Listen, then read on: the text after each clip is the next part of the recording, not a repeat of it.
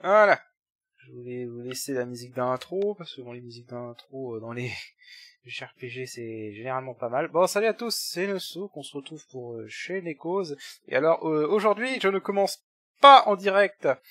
Pourquoi je ne commande pas en direct? Parce que, écoutez, c'est moi, je peux pas m'empêcher de faire le con, voilà. Et donc du coup, c'est bien de record une vidéo, hein. C'est mieux quand on active le micro. Voilà. Du coup là je commente en différé parce que j'avais la flemme de tout refaire. Donc il s'agit de Chained Echoes. C'est un jeu RPG indépendant qui est sorti à l'heure où je tourne aujourd'hui. Il a eu un peu de retard sur Steam, mais il est sorti quand même aujourd'hui. Hein. Il a eu 12 heures de retard sur Steam. Et donc voilà, c'est un RPG indépendant qui a attiré mon attention depuis 1 ou 2 mois. Je sais qu'il était en développement depuis plusieurs années et je suis tombé sur un trailer du jeu par hasard il y a 1 ou 2 mois et je me suis dit que ça avait l'air vraiment cool. Et donc voilà, j'ai décidé de le faire. Alors il y a une traduction française et oui là ça faisait marrer parce que j'ai remarqué une erreur de traduction déjà. Quand tu vas sur les stats ennemis et vitesse ennemie, si je me souviens bien, ça te marque lent, normal, rapide. Alors qu'en vérité, ouais, en anglais, ça te met bas, haut et normal, stats des ennemis et agressivité. Donc, c'était erreur de traduction française pour le coup. Hein, bon.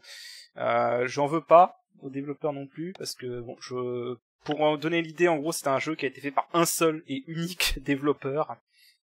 Et voilà, quoi. C'est déjà pas mal qu'il y ait une traduction française dans ces conditions. Alors oui, moi voilà, je suis un malade, hein, j'ai tout mis à fond directement. Donc en gros là c'était la difficulté, hein, on a augmenté la difficulté. Taille de la zone de synergie très étroite, des ennemis élevés et agressivité élevée. Hein. Rapide ça veut rien dire rapide.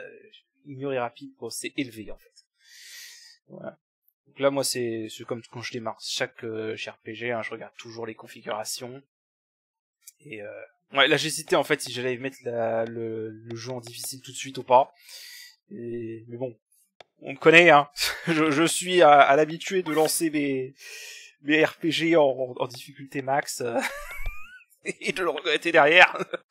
Alors voilà. Là je crois que c'est bon, j'allais commencer. Ou alors je faisais encore quelques explications sur le jeu. Mais donc voilà.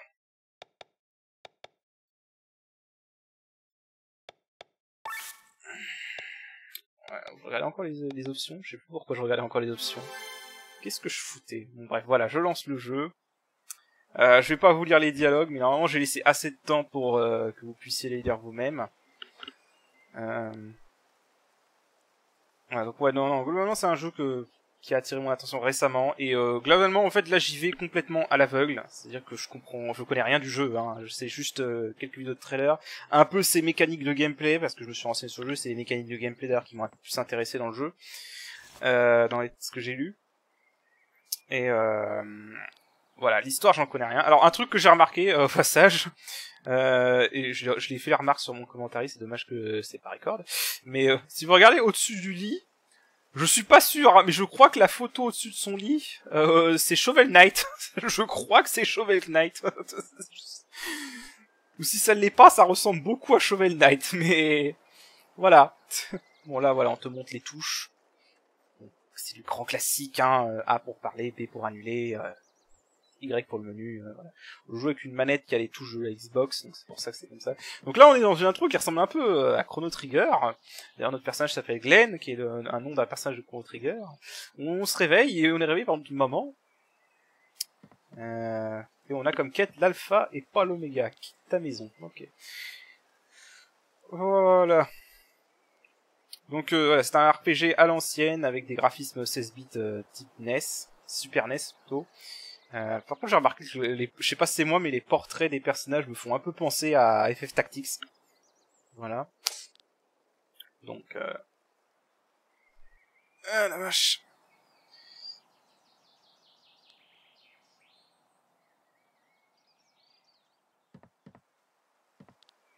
Et là. Non, j'ai une pipe.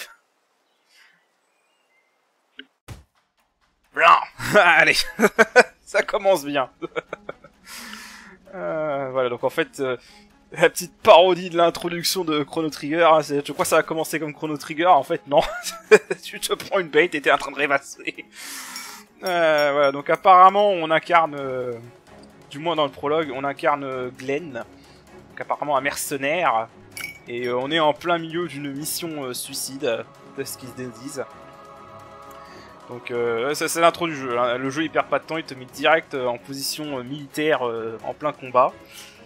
Voilà. Donc là, on habitue un peu au contrôle. On peut contrôler avec le joystick gauche les directions des personnages et ça c'est pas mal. Donc, pas d'être limité aux touches directionnelles. Ouais, donc là je vais récupérer un Anka. Et je regarde là, je découvre un peu le menu. Et oui, comp, voilà, la traduction un peu bizarre, comps, ça veut rien dire. Alors oui, compétences, voilà, c'est compétences, mais bon, tu vas pas me dire que là il n'y avait pas la place de mettre compétences complet quand même. Donc non, je pense que c'est une erreur de traduction là.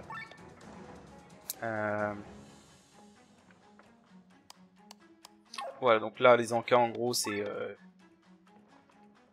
tout simplement des potions, hein, basiquement, hein, c'est l'équivalent de potions. Je regardais un peu, comme tout mon RPG, hein, généralement c'est mon réflexe, regarder un peu tout ce qu'il y a dans les inventaires. Parce que c'est souvent là que tu loupes des trucs. Et je vois déjà par exemple qu'il y a des cristaux. Je sais pas ce que ça va être. J'ai pas encore été très loin dans le jeu, hein. J'ai record que le premier épisode. Et je me suis rendu compte de ma connerie d'avoir oublié de brancher mon micro tout de suite. Enfin, après avoir record l'épisode. Donc là je lisais la description de la quête. Donc, apparemment on attaque un royaume qui s'appelle le royaume de Tarin. Le royaume de Tarin a conquis Windshire il y a quelques jours, on t'a payé pour le reconquérir, voilà. C'est le seul truc que tu as comme contexte pour cette partie. Ouais, et donc la typique RPG, hein, tout ce qui brille, ça se ramasse, voilà. Donc A, c'est l'argent du jeu, hein, évidemment. Voilà. Après j'aime parler aux PNJ, je vous laisse le temps de leur parler. Donc un truc bien, c'est que la bulle de dialogue des PNJ a un point rouge, si vous n'avez jamais parlé aux PNJ. De ce que j'ai remarqué. Et ceux qui n'ont pas de bulle de dialogue, on peut pas leur parler. Voilà. Et là, il répète tout le temps les choses. Et on peut bouger pendant que le PNJ parle. Voilà. Donc apparemment, on est dans une mission suicidaire. On est en pleine avant-garde. Et voilà, on fait partie d'une troupe de mercenaires. Et de ce que je comprends, on a une troupe de mercenaires dont le nom a été sali, on va dire, par une autre bande de mercenaires. Et on s'est retrouvé à jouer les avant-gardes en mission suicide, quoi. Bon, là, c'est un choix. Alors, à ce moment-là, je savais pas si le choix allait influer sur quoi que ce soit. Ça a une petite influence après, en finale. Mais voilà.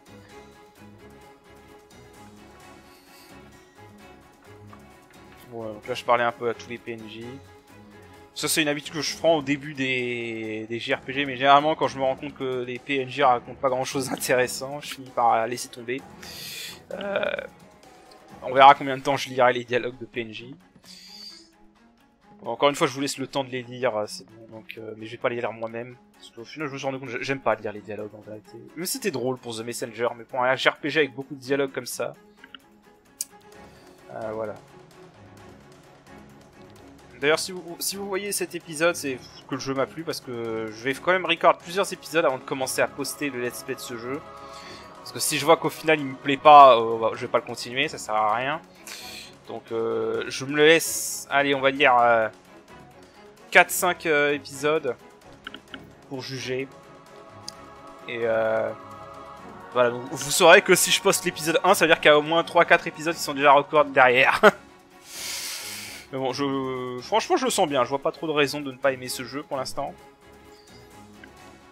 Ah oui, donc là c'est le mercenaire qui te dit « Ah, j'ai toujours mon porte-bonheur, tout va bien !» Et là, il tombe et il se casse. Mauvais présage. Voilà, donc c'est lui, ce PNJ qui te dit qu'apparemment, voilà, notre nom a été traîné dans la boue par une autre bande appelée les Babouins d'Amande. Je ne reviendrai pas sur le nom de cette bande de mercenaires. Je sais pas si c'est le nom est comme ça en anglais. C'est drôle. Il y a certains PNJ qui parlent tout seuls, comme ça. Puis voilà. Ah oui, et apparemment, il y a une petite inspiration Xenogears, dans le sens où on va avoir des robots pilotables comme ça. Donc un peu la Xenogears, du coup. Ah oui, lui c'est un fou de dynamite. Qui aura son importance plus tard. Voilà. Là, pareil, honnêtement, là par contre, je sais pas du tout si le choix influence quoi que ce soit.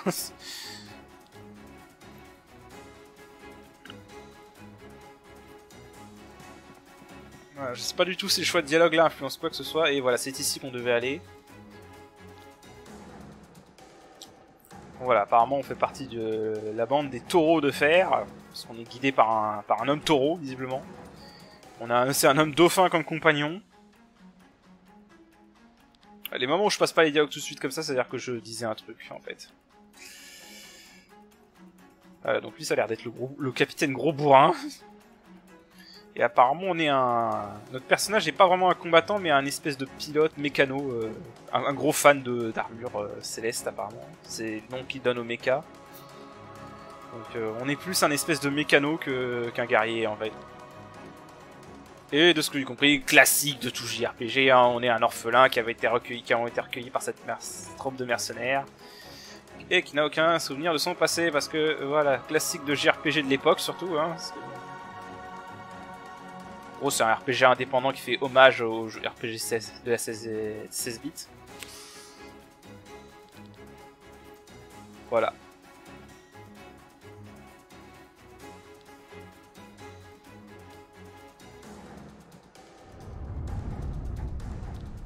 Hop, et on se fait direct attaquer. Voilà, on se bat contre des Tariniens. Apparemment, voilà. On aura le contexte après, rassurez-vous.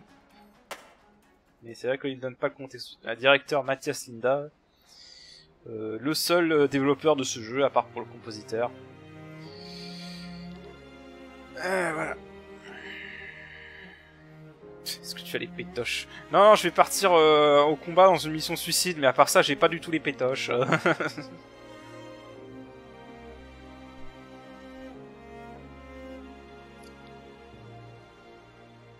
Alors, évidemment, c'est le prologue, donc... Mais j'aime bien ce jeu, te met directement dans... la situation, quoi. Il perd pas de temps. Ça, c'est bien. Il y a certains jeux, il est un temps avant de bien démarrer.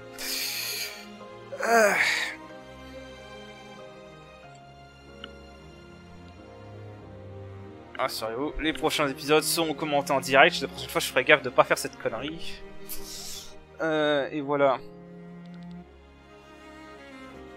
Voilà, donc voilà, on a quelques informations sur le personnage principal. Donc en gros, son rêve, c'est de construire son propre mecha, basiquement. Et voilà.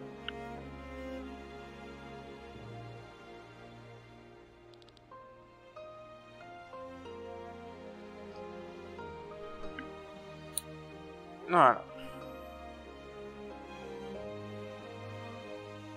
Pour l'instant, je vais faire aucune supposition sur le scénario parce que j'ai aucune idée de où le scénario va nous emmener, hein, basiquement, et bon, ça va être la surprise. Mais voilà.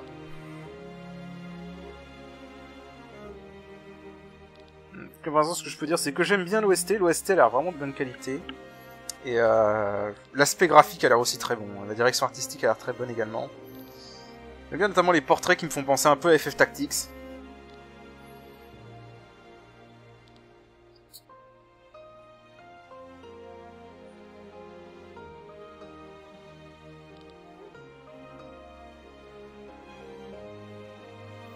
Allez, on y va.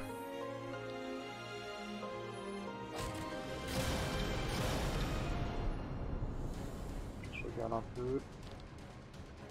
Ok, tout va bien. Ouais, donc là c'est l'introduction du jeu basiquement et on va avoir nos premiers combats tuto. Voilà, parce qu'il a la confiance, il va nous laisser débrouiller tout seul. Alors, je vais essayer de le lire. Les combats se jouent au tour par tour. Comme classique, toi et tes ennemis choisissez vos actions au tour de rôle. Lors de chaque tour est affiché dans le coin supérieur les points de vie ou PV représentent ta santé. Bon voilà, ça c'est classique. Les PVPT sont entièrement restaurés après chaque combat, ça c'est bien. Parce qu'en gros ça veut dire qu'il n'y a pas besoin de se soigner entre chaque combat. Et honnêtement, je sais qu'il y en a qui se plaignent parce que c'est pas old school. Je suis sûr qu'il y en a qui vont dire ça c'est pas old school, ça enlève le côté gestion. Alors oui, ça enlève peut-être le côté gestion, mais ça permet au moins de tuner les combats de bonne manière et pas qu'on ait que des trash mobs que tu peux battre en spammant l'attaque. Alors, vaincre les ennemis au combat te permet de percevoir différents butins, des butins qui peuvent être vendus, des matériaux qui peuvent être utilisés pour améliorer les armes, parce qu'apparemment il y a un système de craft, des points de compétence, on en parlera plus tard, et des points de rébellion, et ça je sais pas ce que c'est pour l'instant. Une fois l'ennemi vaincu, ton butin apparaît immédiatement et tu ne le reçois qu'une fois le combat terminé. Donc ça c'est bien, il n'y a pas de surprise, tu sais direct quand t'as droppé un butin. Voilà, mais pour l'instant vous verrez que les butins, bah, on n'en drop pas trop. Alors, je sais pas pourquoi il y a eu des freezes au tout début de ce combat quand je lançais des nouvelles compétences. Ça n'arrive que dans ce combat. Après ça, tout a été fluide. Donc voilà. Donc là, je découvre un peu les attaques qu'on a. Donc on a un truc qui inflige du poison que je vais tester. Ce qui est bien, c'est qu'on voit direct la faiblesse des ennemis, la force. Voilà, on voit directement leurs points faibles. On peut aussi voir ce qu'ils ont à voler et ce qu'ils ont à dropper. Là, on voit qu'il a rien à voler, à dropper. Comme j'ai dit, je sais pas pourquoi, il y a que sur ce combat, ça a fait des lags quand je lançais les compétences. Et on voit également la jauge de vie des ennemis en dessous de leur nom quand on les cible. Voilà. Ça c'est toujours bien. Je sais que ça fait débat. Personnellement j'aime bien quand il y a la jauge de vie des ennemis affichée. Voilà. Moi ça te permet de voir où t'en es à peu près dans le combat. Donc là on voit que le poison ça dure 3 tours. Je sais pas pourquoi j'ai hésité là. Là je rappelle, j'ai setup les stats ennemis à fond et j'ai tout setup à fond. Donc on est en difficulté maximale. Hein, mais bon, je ne pense pas que le jeu soit très dur. Si je dois me fier à ce que j'ai joué du prologue, je pense pas que le jeu va être super dur. Hein, on n'est pas dans d'autres RPG où le mode hard, tu te fais pugiler dès l'intro.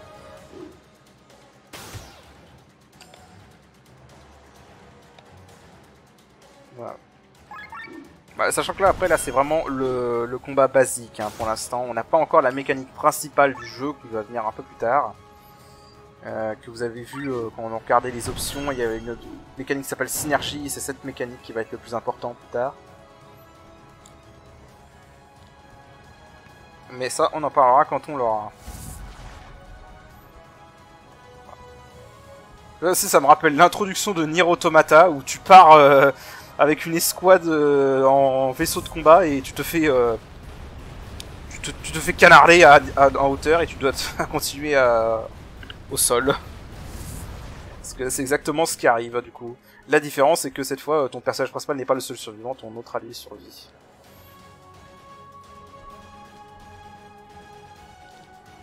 Ah, j'aime beaucoup la musique quand même dans cet endroit. Voilà, donc on va y aller à l'ancienne.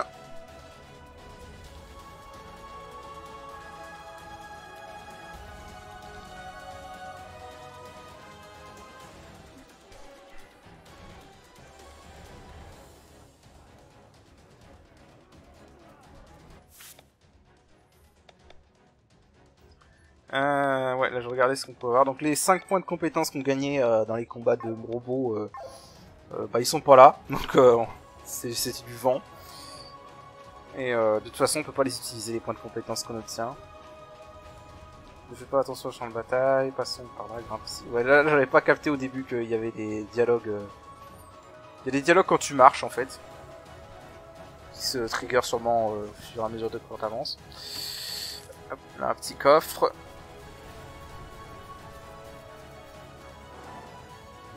Allez hop, le premier combat sur la terre ferme. Donc voilà, là on voit qu'ils sont faibles au feu, mais bah, on n'a pas d'attaque de feu à ce stade. Donc les combats sont pas aléatoires, de ce que j'ai vu. Les combats sont comme Chrono Trigger, hein, c'est-à-dire que voilà, c'est l'ennemi est là et tu y vas et tu tombes dessus. Là pour l'instant les combats sont scriptés, donc on est obligé de les faire. Je sais pas si après que Chrono Trigger on pourra les éviter. Voilà. C'est un truc que j'ai pas relevé quand j'ai fait le commentaire, mais je remarque que on n'a pas d'option fuite, donc si je me fie à ça, je pense qu'il va falloir qu'on fasse gaffe d'être sûr de pouvoir vaincre un ennemi avant de lancer. Donc voilà, là on a Killian. Donc notre perso principal a une attaque qui réduit la défense. et une attaque qui fait 3 coups à 0,7 de dégâts. Donc ça c'est bien, par contre les descriptions des compétences sont très bien, elles te donnent ce que tu dois savoir. Donc ça c'est parfait. Et Killian a un sort de soin, donc voilà. Il a l'air d'être un espèce de paladin en fait. Bon voilà, je réduis la défense, mais je sais pas du tout si ça a vraiment un effet.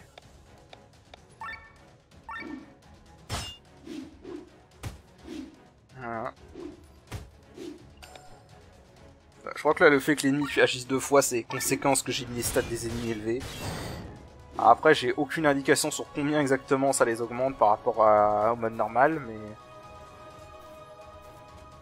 Voilà. Donc voilà, là je voyais qu'on avait 2 points de compétence. Ouais, voilà, je vais vérifier que ça avait bien sauvegardé comme ça. Et voilà. Donc là on avance.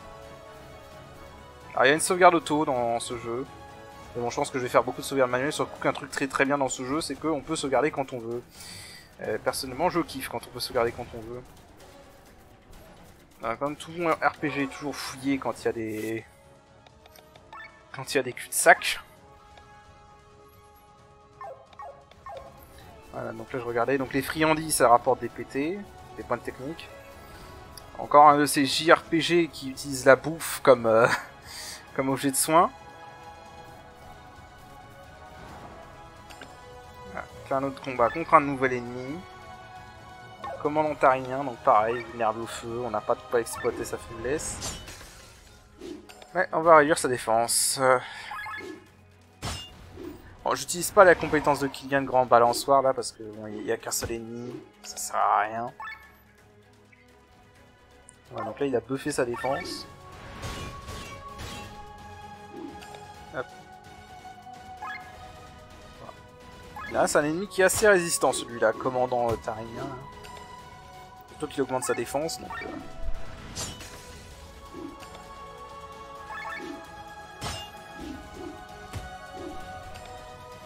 Mais ouais, en tout cas je sens bien le jeu là. Déjà la musique a l'air vraiment cool. Ce qu'on a entendu de celle-là. Ce qu'on a entendu après, donc là, voilà. Ça je pense que c'est conséquence des stats élevés, hein, l'ennemi agit 2 fois. Bon, il devrait pas tarder à mourir, voilà. Donc notre objectif c'est de détruire la pierre d'Opus. Voilà. Ouais, d'Opus, pardon.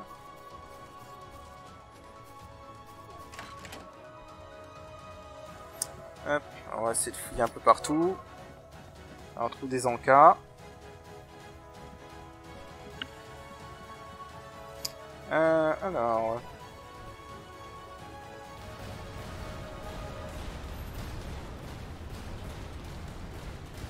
Voilà, donc là apparemment c'est notre vaisseau qui s'est fait... le vaisseau mère qui s'est fait descendre. Enfin, en tout cas qui a été touché, donc à voir...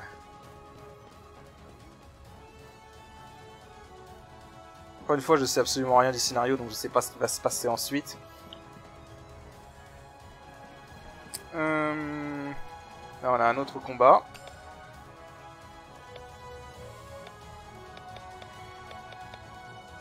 Voilà, donc on va faire la même stratégie. Hein.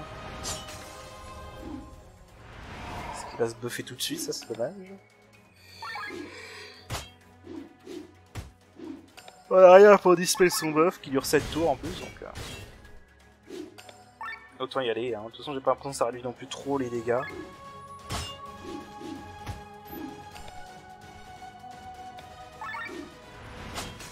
Voilà. Mais voilà, le jeu a l'air bien, au niveau des rythmes en tout cas, ouais, j'ai essayé grand balançoire pour voir. Voilà, 32 de dégâts c'est pas hyper impressionnant. Voilà, je disais au niveau du rythme, le jeu a l'air bien vu qu'on est soigné après chaque combat, donc... c'est cool, on peut enchaîner direct. Ouais, nice crit. Alors j'ai pas fait gaffe, les coups critiques, je crois que ça fait 1,5 fois plus de dégâts de ce que j'ai vu là. Après je sais pas ce que... Je sais pas s'il y aura des moyens de modifier le bonus de dégâts des coups critiques. On verra bien.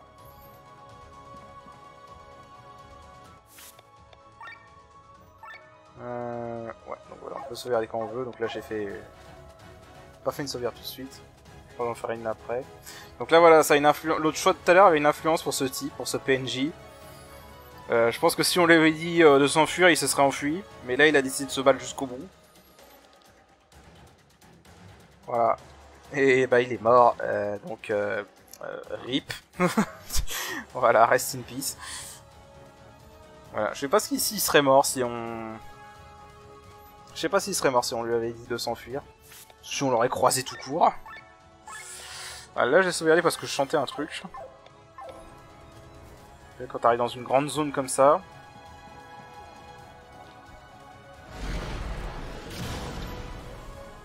Voilà, donc lui il va pas du tout être le boss après, hein, pas du tout. On te cède pas du tout le boss. Voilà, donc là on va avoir notre premier combat avec un grand nombre d'ennemis. Mais on va avoir nos alliés qui sont là, nos copains.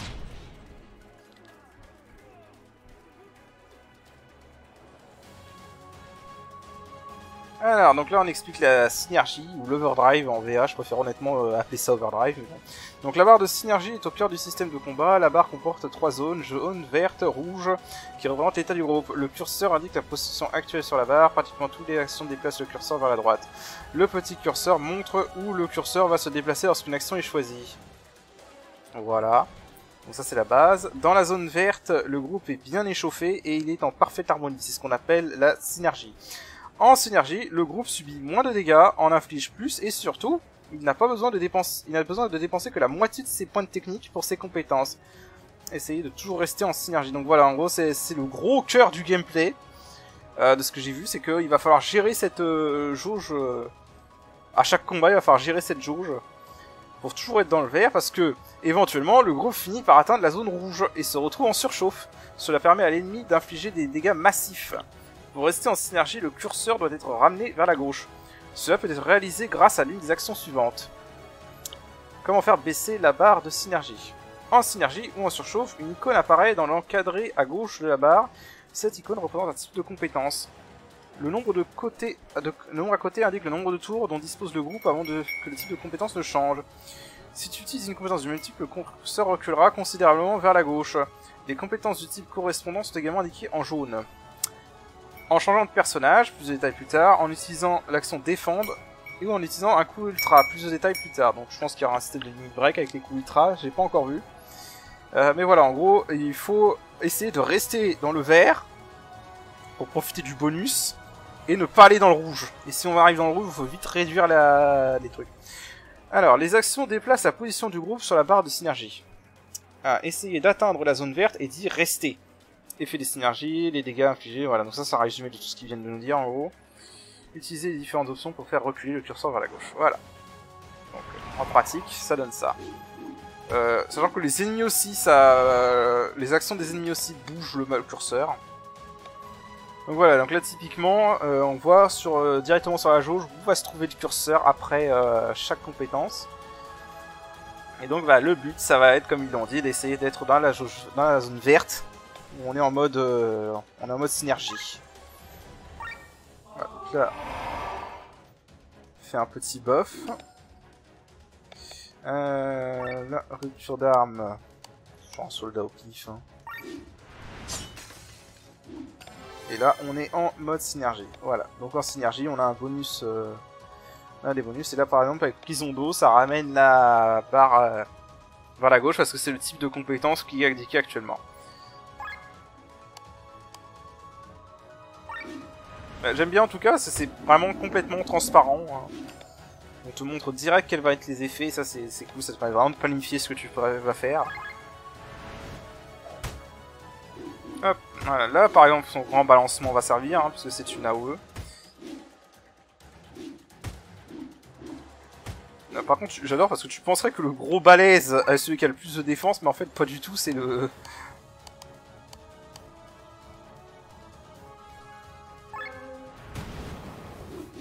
j'ai essayé un attaquer indifférent parce que l'autre va crever au prochain tour. De toute façon, donc...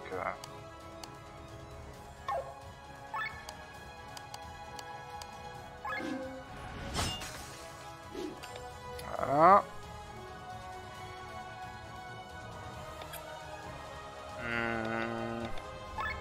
Alors, je sais plus. Oui, là, je crois que je vais soigner le Marlock. Voilà. Le taureau.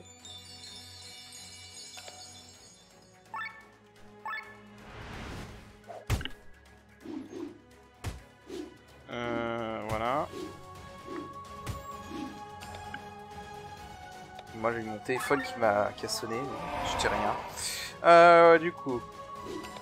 Donc là, ça, ce qui est un truc qui est bien aussi, c'est qu'on peut rafraîchir les buffs. Faut qu'ils les faire durer plus longtemps.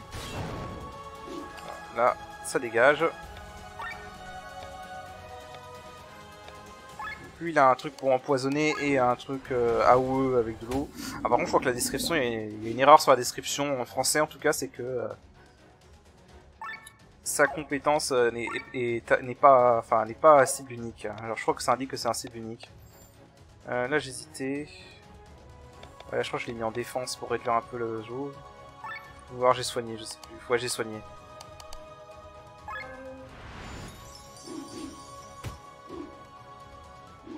Ok. Hop, on a une petite explosion du feu, parfait, parce qu'ils sont faibles.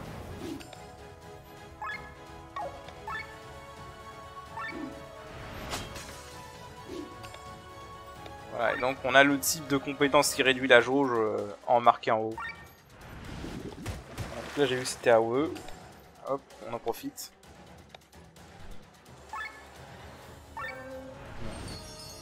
Voilà, j'essaie de réduire un peu pour maintenir la jauge dans le vert.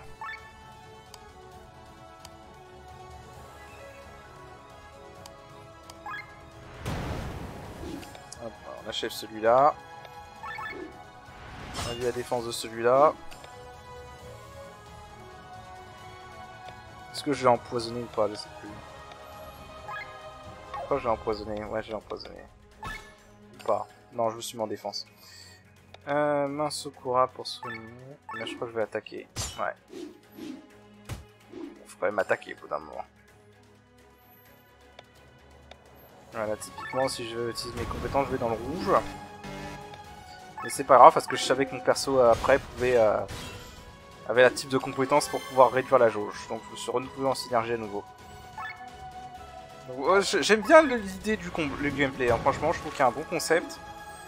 À voir comment ça va durer sur la durée, mais je trouve que le concept est très bien en tout cas.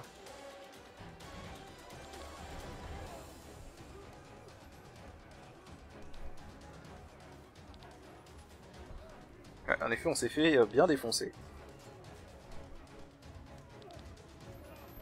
Voilà, c'est pas le moment de se chamailler. On a une mission à accomplir, comme dirait l'autre. Bon, toi, tu vas pas être le boss. Absolument pas.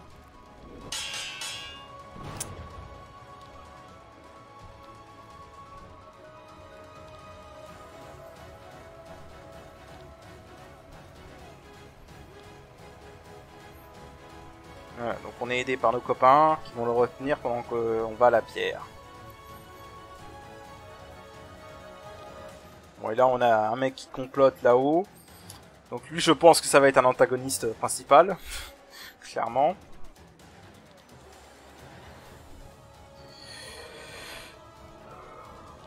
Je pense clairement que ça va être un antagoniste principal, lui.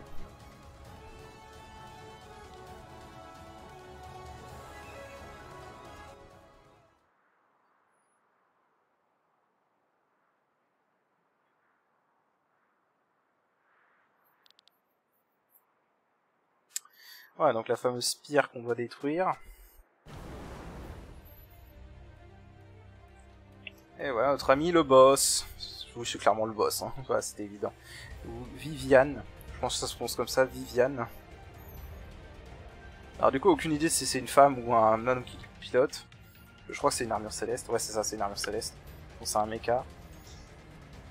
Qui le pilote, j'en sais rien. Un célèbre double face qu'il apporte. Donc apparemment, c'est un homme.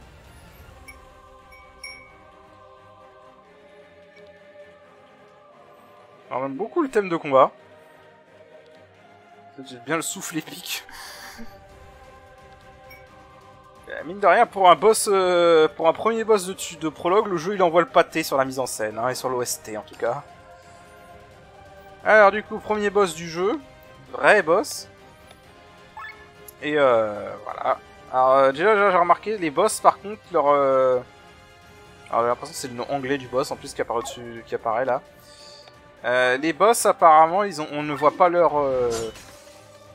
jauge de vie. Donc les boss ont aucun moyen de savoir où on en est. C'est un choix. C'est un choix. Alors, voilà, donc là, un truc déjà que j'aime bien, c'est que les debuffs, ça marche. C'est bon, les boss qui sont immunisés à toutes les altérations d'état dans les JRPG, c'est un peu chiant. Hein.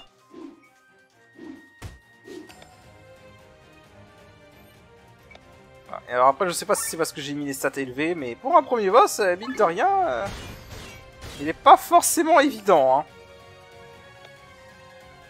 Enfin, faut bien gérer la jauge overdrive, comme ils l'ont dit. Mais vous allez voir qu'il tank bien. Hein. Bon, déjà, il a un buff de défense, hein, donc ça aide.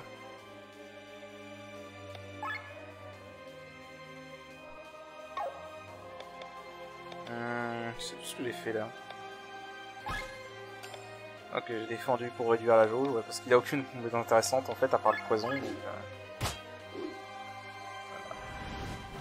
vu qu'il n'y a qu'un ennemi, là, je gardais Kylian pour soigner. Et donc voilà, le boss a une AOE comme ça.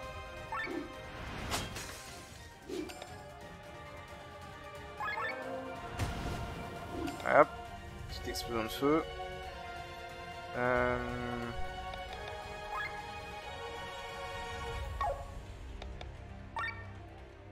Là j'ai soigné Marlock.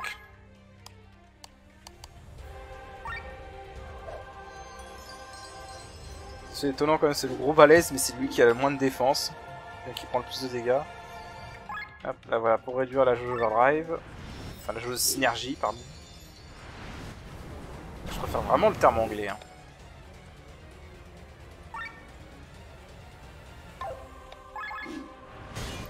C'était en 3.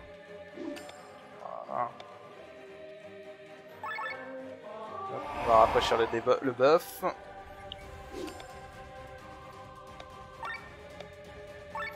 On va le empoisonner.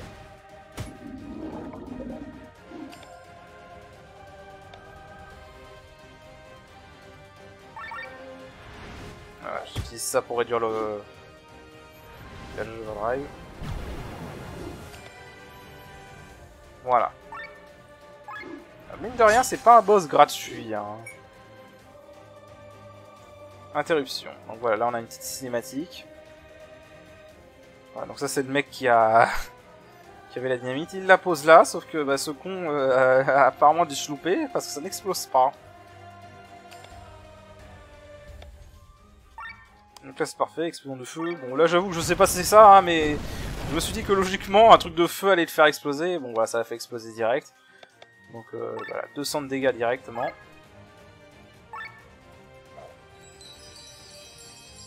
Hop, on va soigner notre homme poisson. Il va falloir que je soigne notre homme taureau. Voilà.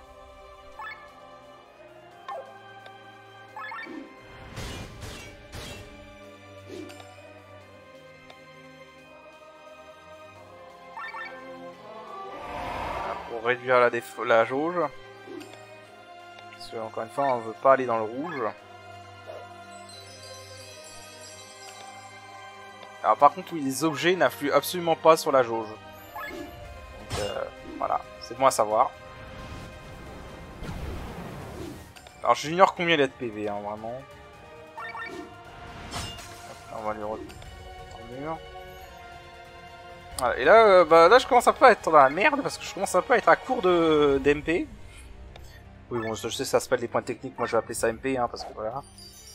Trop l'habitude des FF et des Dragon Quest. Et autres. Et là... C'est plus ce que je faisais là, je réfléchissais. Bah, pour réduire la jauge overdrive. Synergie. Je vais y arriver. Ah, là j'ai pas réduit la jauge parce que il fallait que je soigne là. Et c'était de plus en plus urgent, donc... Voilà. C'est pour ça que je dis que mine de rien, ce boss n'est pas gratuit. Hein. Faut quand même que tu joues bien avec tout ce que t'as récupéré sur le combat, hein, avant le combat. Hein. Nice crit. Hop, on le... Je vais l'empoisonner à nouveau ou pas? Non, je sais plus. Ouais, je l'empoisonne à nouveau.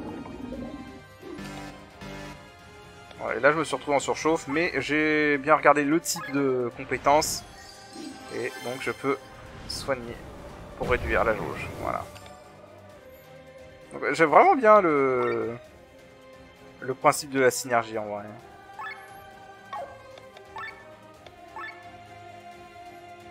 Donne des MP à Glenn.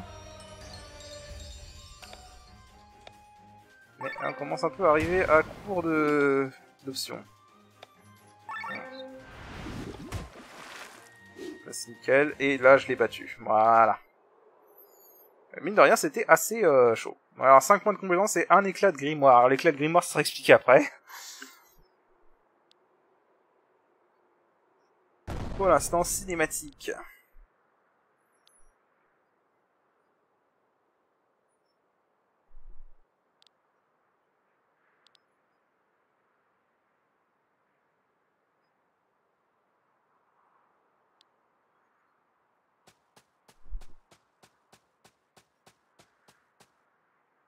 Donc là, on brise la pierre, comme on me l'avait demandé.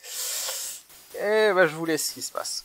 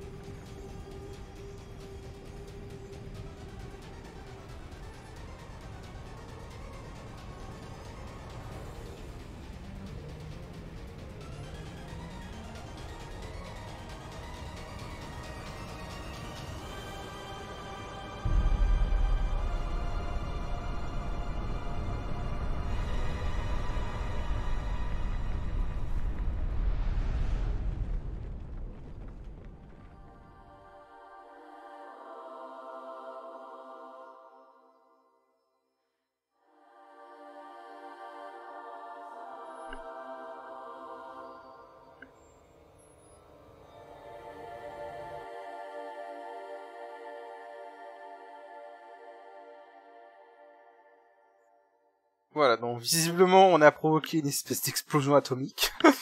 et voilà. Alors maintenant on a enfin le contexte. Alors Valandis, un continent riche d'une histoire de plus de 3000 ans, autrefois il abritait la cité magique de Nissa, berceau des enseignements de la magie. Mais depuis son effondrement, le Valandis est rongé par la guerre. Voilà, donc là on a enfin un peu de lore.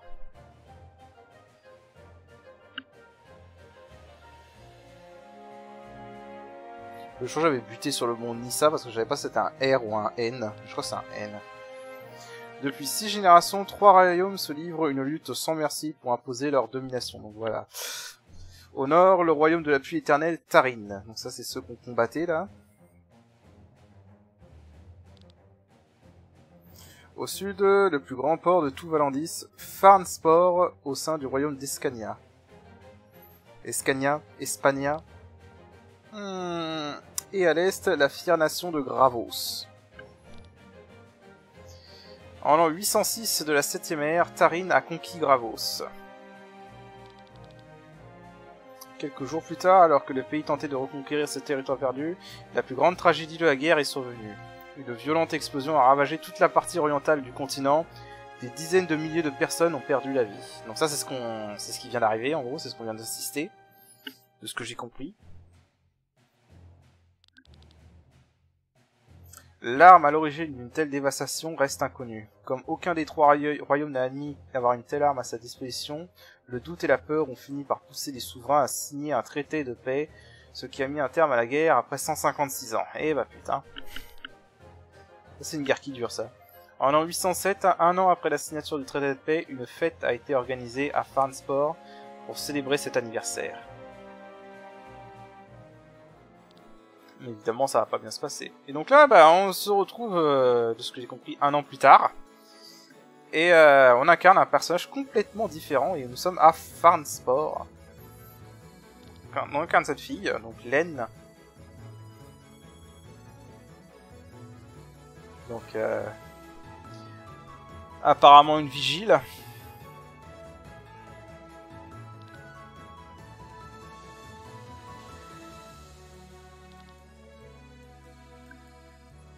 Une vigile qui a remarqué quelqu'un de suspect apparemment.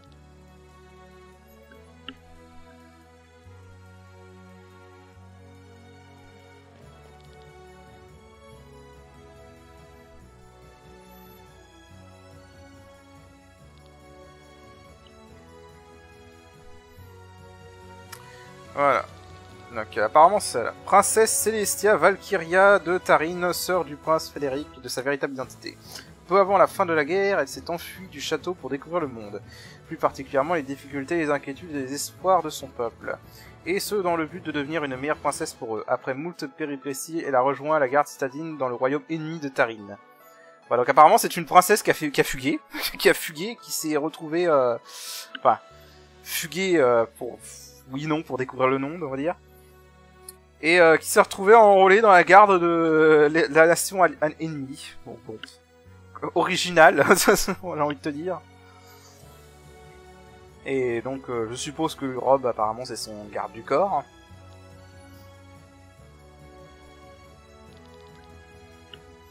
Héritier de la maison Rirmeyer, je crois qu'on sera comme ça, Rob a grandi en tant que pupille dans le château de Tormund aux côtés de Lane. Lorsqu'il a appris qu'elle comptait s'enfuir du château, il a insisté pour la suivre. Le bien-être de la jeune fille est sa plus haute priorité. Donc voilà, le garde du corps ami d'enfance qui tient à la princesse. Voilà. En effet, c'est plutôt étonnant que tu t'aies pas fait découvrir plus tôt si t'es une princesse et que personne ne connaît ton visage. Mais bon. Par contre, t'as un peu de mal à parler comme une citadine normale, là. Ça fait quand même 1 an. Hein. Alors, progression de personnage. Donc oui, ça c'est le truc un peu unique de ce jeu. Après avoir vaincu des boss ou terminé des tâches spéciales, le groupe gagne des éclats de grimoire, EG. Un éclat de grimoire est comparable à un gain de niveau. Tu peux l'utiliser pour renforcer tes personnages. Obtenir un éclat de grimoire permet à tous les membres du groupe d'en bénéficier. Voilà, donc en gros, si tu as un point de grimoire, tu peux... c'est comme si tous tes personnages obtenaient un point de grimoire, en fait. Dans le menu apprendre compétences, tu peux acquérir 3 types de compétences. Des compétences d'action, elles peuvent être utilisées pendant les combats en les sélectionnant et en dépensant des points de technique. Des compétences passives, j'ai pas besoin d'expliquer, et des boosts de stats. Je pense pas non plus que j'ai besoin d'expliquer ce que c'est. Voilà.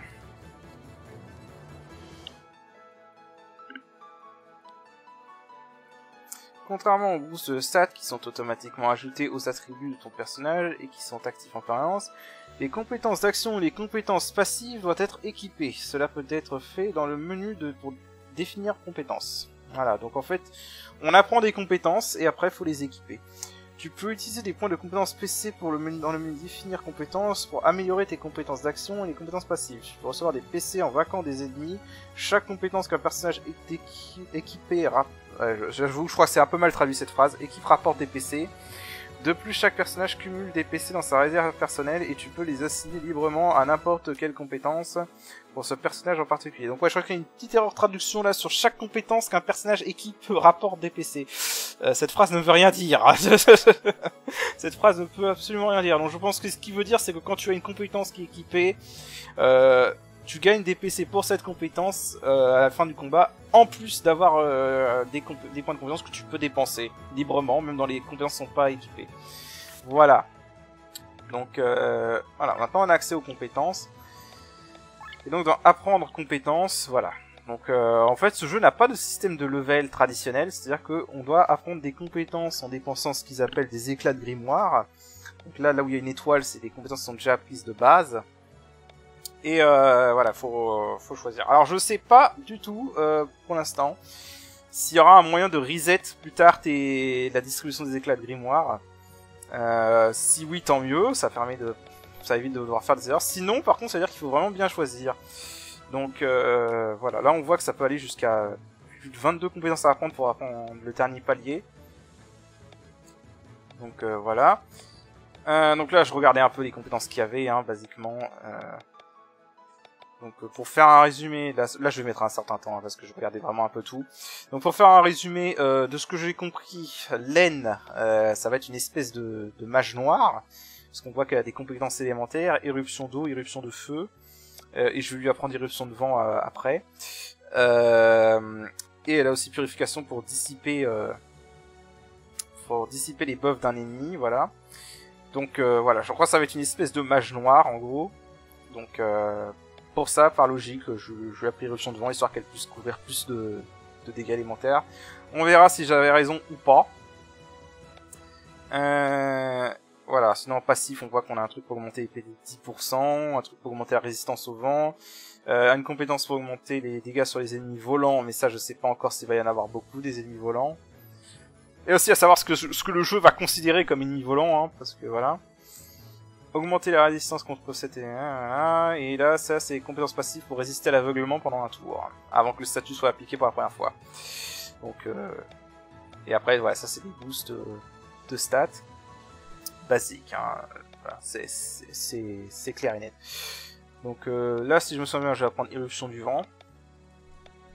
Je regarde, j'hésite un peu mais je crois que je vais prendre Irruption du Vent parce que bon, ça a l'air d'être une mage noire, donc autant qu'elle ait le plus d'éléments à couvrir possible.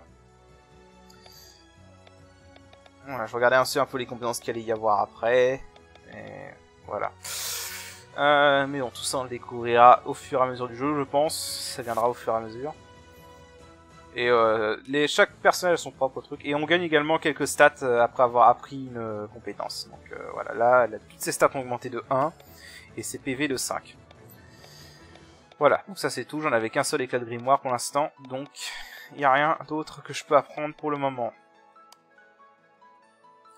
Allez, donc là, on passe à Rob. Alors Rob, de ce que je comprends, ça va être un espèce de Trapmaster debuffer qui joue sur les contres et les altérations d'état.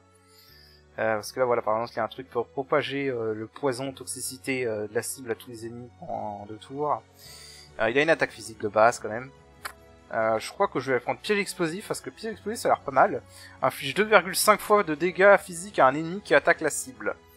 Donc ça je me suis dit ça pourrait être pas mal. Je sais pas si ça va marcher avec les attaques AOE, ce serait cool ça marchait avec les attaques AOE. Mais en tout cas la description a l'air pas mal. Il a ça déjà appris de base, donc 30% de chance de contrer une attaque physique en soignant un statut néfaste sur soi-même. Donc voilà. Voilà, il y a une compétence sur 2 bêtes qui est similaire. En pandémie, dans l'immédiat, ça m'a pas l'air très intéressant. L'agilité de 15%, ça peut être pas mal, par contre.